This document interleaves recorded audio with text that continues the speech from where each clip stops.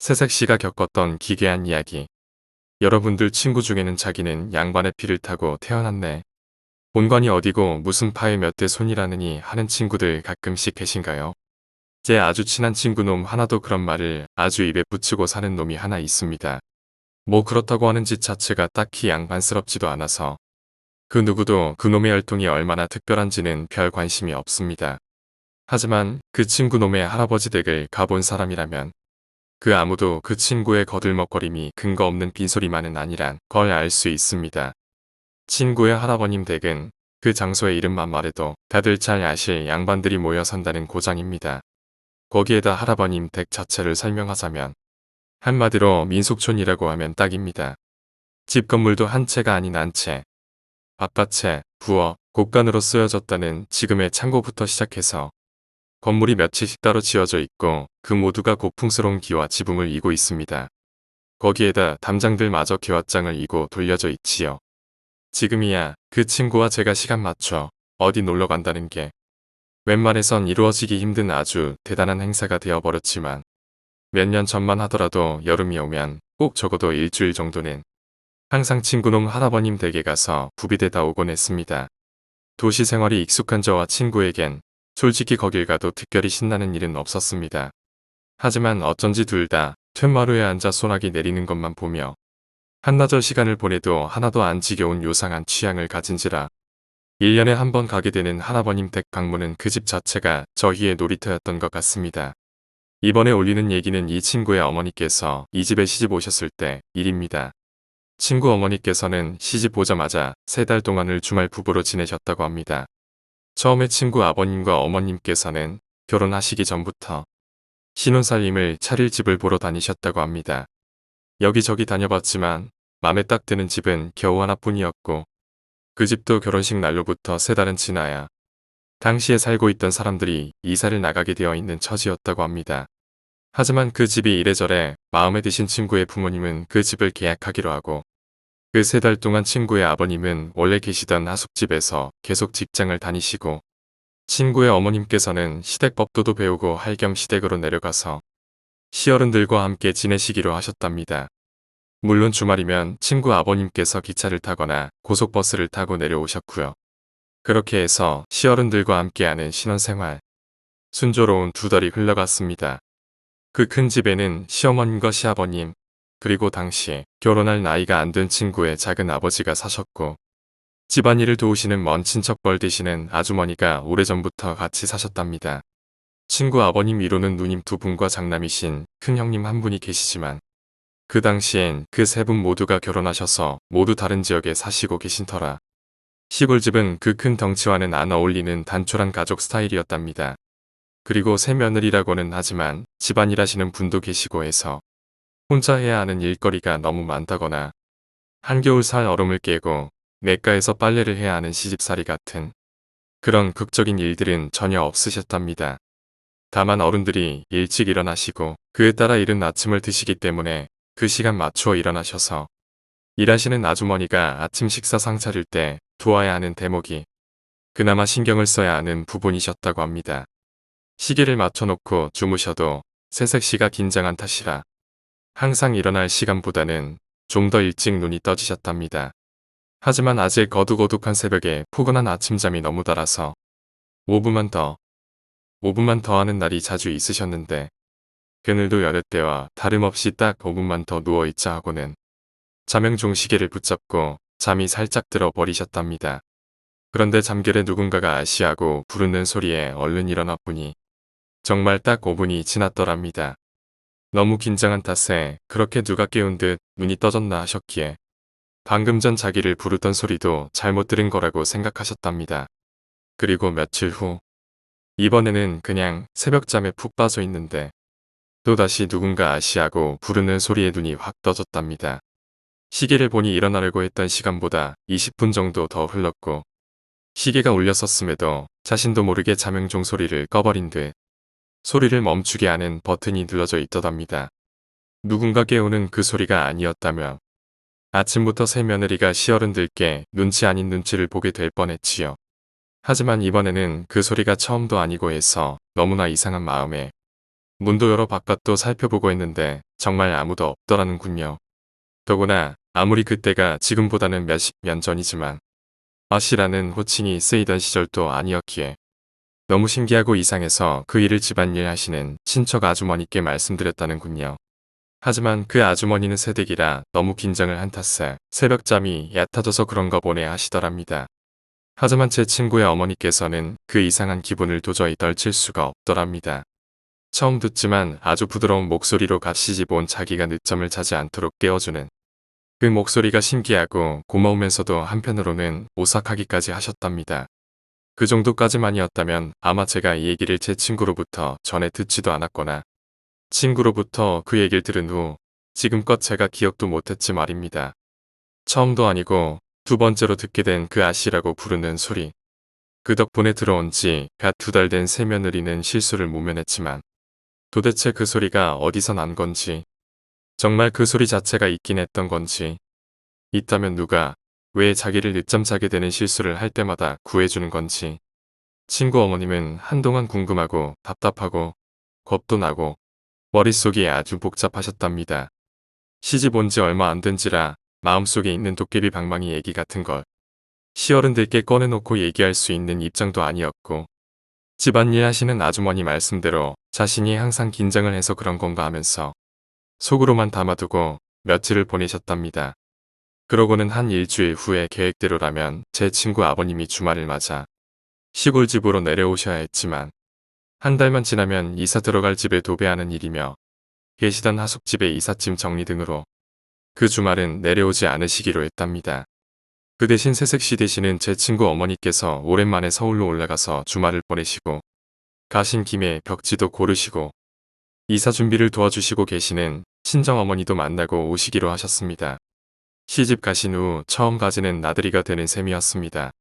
목요일 늦은 밤 다음 날인 금요일 오전에 서울행 기차를 타려고 결정하신 친구 어머님은 간단하게 짐을 챙기신 후 보통 때보다 조금 늦게 잠자리에 드셨답니다. 단지 2달 정도였지만 떠나온 서울이 너무 그립기도 하고 무엇보다도 친정 부모님을 만난다는 생각에 그렇게 설레일 수가 없으셨답니다. 한밤중에는 소풍 전날 밤에 아이 같은 설레임으로 잠을 자는 둥 마는 둥 하시다가 새벽녘이 돼서야 살짝 잠에 드셨는데 갑자기 누우신 이부자리에 뭔가 느껴지는 듯한 기분에 눈을 뜨셨답니다. 조금씩 밝아오는 새벽. 방 안의 모든 것이 푸른 빛으로 어슴푸레 보이기 시작하는 때였고 방 안은 여느 때와 같은 모습이었습니다. 그래서 다시 눈을 감으려는 순간 갑자기 이불 끝 즈음에서부터 사그락거리는 소리가 났답니다. 잠이 확 다 달아나시더라는군요. 갑자기 들리는 그 소리에 어떻게 할 바를 몰라 어머님께서는 자는 척하며 주위를 살피셨답니다. 하지만 잠시 난 사그락거림은 잘못 들었던 것처럼 더 이상 들리지 않아 몸을 살짝 돌려 옆으로 누우시려고 했답니다. 그런데 그 순간 바로 자신의 어깨 아래 몇 발치 떨어진 이불 귀둥이로부터 조그마한 미동이 느껴지셨답니다. 친구 어머님께서는 눈을 감은 척 실눈을 뜨신 채로 목만 살짝 굽혀 미동이 느껴지는 곳을 내려다 보셨답니다. 미동이 느껴지는 그곳에는 누군가 지금 손으로 눌렀다 뗐다 하듯 이부자리 끝이 살짝 들어가더랍니다. 주무시던 이부자리는 솜을 두툼하게 넣어 면으로 된 이불 호청을 둘러 만든 옛날식 두꺼운 요였기 때문에 어린 아이라도 그 위를 밟고 지나간다면 어느 정도 발자국처럼 폭폭 들어가는 두께였답니다. 그런데 그 요 가장자리 부분이 누가 손으로 누르는 듯 아니면 작은 발로 걸어가는 듯 살짝 들어가는 모양이 보이고 친구 어머님은 그 자리에서 목소리도 못 낼 정도로 얼어붙으셨다고 합니다. 그 작은 움직임은 천천히 위쪽으로 올라오다가 어머님 얼굴과 새 내병 되는 곳에서 멈추고 더 이상 계속되지가 않았답니다. 1분도 채 안 되는 짧은 순간에 일어난 일이지만 너무나 가깝게 너무나 선명하게 겪으신 이상한 일 때문에 이른 아침 내내 그리고 서울로 올라오는 기차 안에서 계속 그 생각을 떨쳐버릴 수가 없으셨습니다. 이제는 이상하기보다 더 이상 그 방에서 혼자 잘 수 없을 것만 같이 겁이 나셨답니다. 서울에 도착하셨을 때는 남편 되시는 제 친구 아버님의 퇴근 시간이 아직 좀 남은 이른 오후였기에 계획대로 친정집으로 먼저 가셨답니다. 그제서야 기차를 타고 오면서 생각하고 느낀 그 모든 묘한 기분을 다 잊고 오랜만에 만난 친정 어머니와 대학 다니고 있는 여동생에게 그간의 시댁 생활 얘기를 시작하셨답니다. 그리고는 다시 떠오른 몇 가지 그 겪은 이상한 일들에 대해 망설이시듯 꺼내셨답니다. 늦잠 잘 뻔할 때마다 깨워주는 듯한 그 목소리와 바로 오늘 겪은 누군가 자기의 이부자리를 매만지는 듯한 느낌. 그 얘기를 들으며 여동생은 그럼 제 친구의 이모님께서 농담처럼 언니야 무당이라도 찾아가야 되는 거 아니야 하시더랍니다. 안 그래도 찝찝하고 답답한 기분에 무당 소리를 들으니 정말 생전 안 가본 무당이라도 찾아가 보고 싶단 생각이 드시더라는군요. 하지만 무당을 찾는다는 게 왠지 캐캐묵은 생각하시는 할머니들이나 하는 일 같아 막상 그렇게 하자는 소리도 못 하셨다는군요. 그렇게 저녁이 되고 친정집으로 퇴근한 신랑을 만나고 오랜만에 친정 식구들과 가진 재미있는 시간에 밤늦게까지 수다를 떨었고 그 다음날인 토요일 아침 남편이 출근하자마자 제 친구 어머니는 친정 어머님과 나가서 벽지도 고르고 도배 날도 정하고 세간살이도 고르고 그렇게 신혼 살림 준비를 하셨고 그동안은 시댁에서 겪은 모든 일을 까마득히 떠올리지 않으셨답니다. 어느덧 시간이 흘러 월요일 아침이 왔고 친구 아버님은 장인어른 댁에서 곧바로 출근을 하시고 친구 어머님의 계획대로라면 신랑이 출근하는 길에 같이 나서서 다시 시댁으로 내려오시기로 했는데 어쩐 일인지 친정 어머니께서 잠시만 더 있다가라고 자꾸 잡으시는 바람에 남편부터 먼저 출근시키고 뒤로 남으셨다는군요. 서희가 출근하자마자 친정 어머니는 제 친구 어머니께 어디 잠시만 들렀다 그 길로 내려가라면서 다른 말씀도 안 하시고 제 친구 어머니를 데리고 집을 나서셨고 제 친구 어머님은 어딜 가려는데 이러시냐며 친정 어머님께 물어도 가는 길에 얘기하자시면서 그저 손목을 잡아 이끄시는 대로 따라갔답니다. 택시를 잡아 타고 어딘가로 가시는 길에 그제서야 친정 어머님은 오랜만에 집에 오자마자 당신 딸이 한 얘기가 영 맘에 걸리고 걱정이 되셔서 도저히 이대로 보낼 수가 없으시다고 하셨다는군요. 친구 어머니는 그런 친정 어머니를 안심시켜드리려고 뭐 그런 걸 다 신경 쓰시냐고 난생 처음 시댁이란 곳에서 남편도 없이 긴장해서 지내다 보니 헛기분도 들고 하는 걸 거라는 말씀까지 드렸지만 친정 어머니께서는 네가 괜찮다고 해도 내가 걱정이 돼서 이렇게는 못 보낸다고 하시며 결국은 어느 작은 절까지 딸을 데리고 가셨답니다. 제 친구 어머님 댁은 불교를 믿으십니다. 특히 제 친구 외할머니가 그쪽으로는 아주 정성이라십니다. 하지만 사실점을 보고 붓을 하고 무조건 미신을 따르고 하는 건 불교의 본래 뜻 자체와 그리 맞지는 않다는군요. 그래서인지 무당은 아니고 작은 절에 그런 쪽으로 아주 예민한 감각이 있으시다는 친정 어머님께서 예전부터 알고 지내던 스님을 찾아가신 거랍니다. 제 친구 어머님께서는 기억날 듯 말 듯 어릴 때 한두 번 만나본 적이 있는 스님이란 것만 생각이 나시더랍니다. 그 스님을 만난 제 친구 어머님과 친정 어머님께서는 제 친구 어머니가 겪으신 얘기는 하지도 않고 그냥 안부 인사가 오가고 그 절에 오시는 다른 분들 얘기를 하고 그렇게 한 시간이 넘도록 겉도는 얘기만 오갔답니다. 그런데 이 스님이 갑자기 제 친구 어머님께 하시는 말이 시집살이가 고달플 일은 없겠구나. 밤낮으로 아씨를 보살피는 덕을 네가 보는구나. 이렇게 딱 두 마디 하시더랍니다. 그러자마자 제 친구 어머니는 머리가 핑 돌 정도로 놀라셨답니다. 그 아씨라는 단어의 말입니다. 그 아씨라는 말이 바로 제 친구 어머니께서 헛소리를 듣듯 들으신 단어고 아씨라는 단어 덕에 늦잠을 자 버리는 실수를 모면한 적이 있기 때문이었죠. 그리하여 시작된 스님의 말씀. 친정 어머니도 제 친구 어머니 본인도 너무 놀라셨다는군요. 친구 어머니의 시댁을 한 번도 가보신 적 없는 스님은 이미 그 시댁이 아주 오래된 건물로 된 집이라는 걸 들여다보듯 아시더랍니다.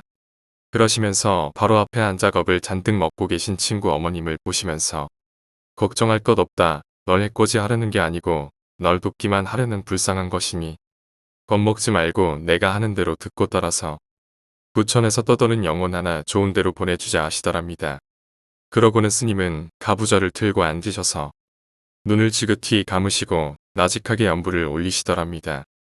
한참 만에 예외의 스님의 말씀인 즉 지금 시부모님들이 태어나시기 전 불과 몇 대 바로 위로 아주 어린 나이에 이 가문으로 시집 온 교수가 있었고 그 당시엔 집안이 웬만큼만 되면 딸을 시집 보낼 때는 그 딸이 고생하지 않도록 친정에서 몸종 한 줄은 꼭 따라서 보냈답니다.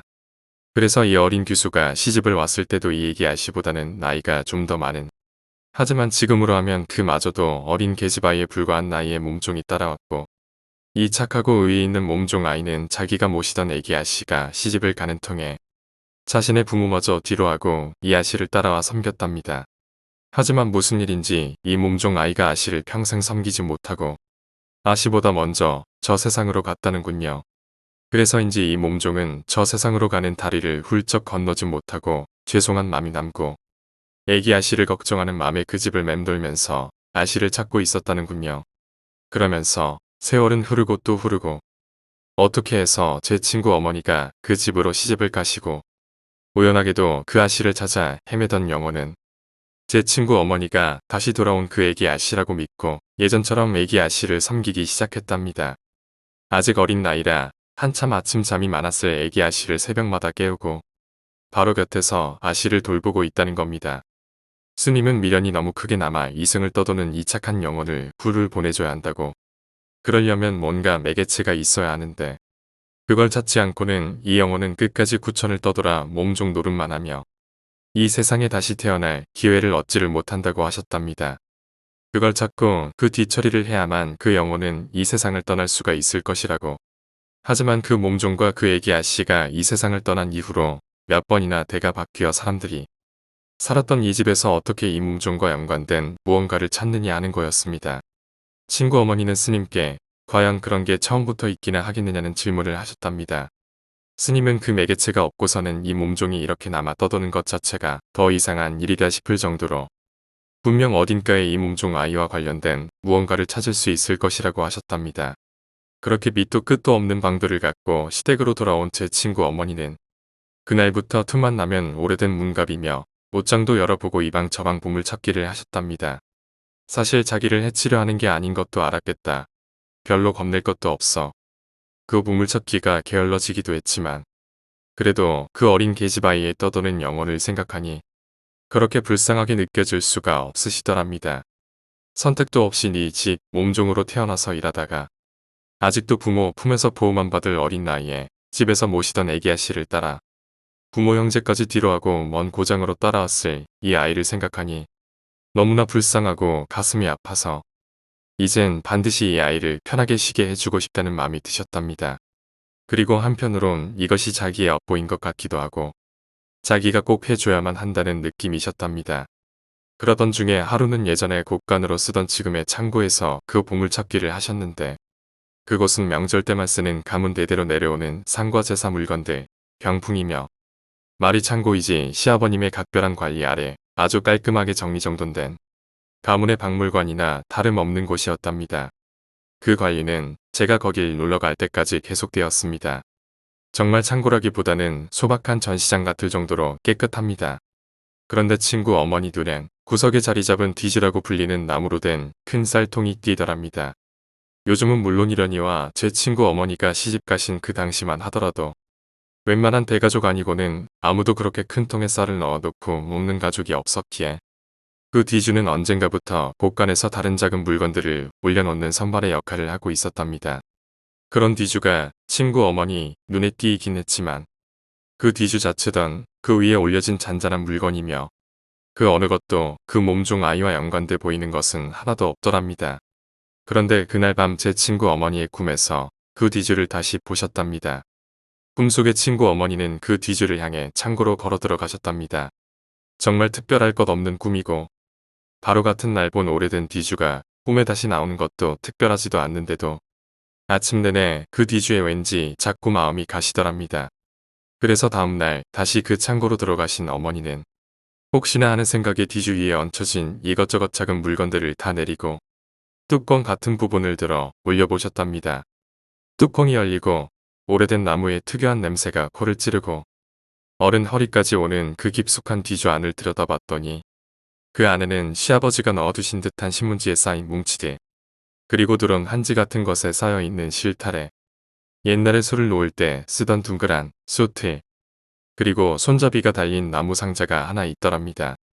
뭔가에 끌린 듯이 친구 어머니는 그 상자를 집어 올렸고 그 자리에 주저앉아 그 오래된 상자를 열어보셨답니다.